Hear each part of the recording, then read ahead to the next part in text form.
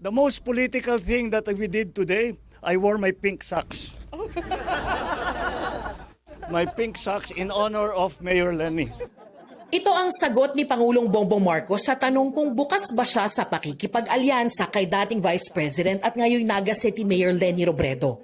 Sa gitna yan ang paglutang ng pangalan ni Robredo na isa sa mga posibleng makaharap ni Vice President Sara Duterte sa pagkapangulo sa 2028. We did not discuss. Serbisyo muna bago politika. Marami pang kailangan gawin. Marami pa kaming kailangan gawin. So, we will get to that. Aabot din tayo doon. Bumisita ang Pangulo rito sa Naga City kaninang umaga para inspeksyonin ang implementasyon sa lungsod ng Oplan kontrabahan ng gobyerno. Sabi ng Pangulo, matagal na raw na plano ang pagbisita niya sa Naga na isa raw sa mga bahaing lugar sa bansa. Naging critical ito especially with the storms that came in. Then I already instructed Sec Vince and Sec Ping to look at the situation here. Because, you know, we know that Bicol is always the pathway of the storms.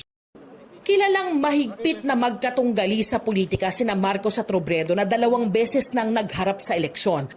Sa eleksyon 2016, tinalo ni Robredo si Marcos sa pagka-vice-presidente. Umapila si Marcos sa Presidential Electoral Tribunal pero hindi siya pinaboran. Nang magtapat naman sila sa pagkapangulo noong eleksyon 2022, higit doble ng boto ni Robredo ang nakuha ni Marcos.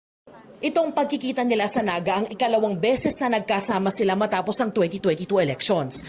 Huli silang nakitang magkasama ng pasinayaan ng Sorsogon Sports Arena noong October 2024. Nauna nang sinabi ni Robredo na tiyak siyang hindi pag-uusapan ng politika sa pagbisita ng Pangulo sa Naga. Siguro hindi maiiwasan na bigyan ng kulay politika, pero wala talaga. Itong programa ng national government, in fact, hindi lang naman ito sa Naga. Isa lang kami sa mga sites na nasa pilot areas. And ang alam ko, pinuntahan ni Presidente yung mga sites. Pero diretsahan pa rin tinanong si Robredo kung iniisip niyang tumakbo sa pagkapangulo sa 2028.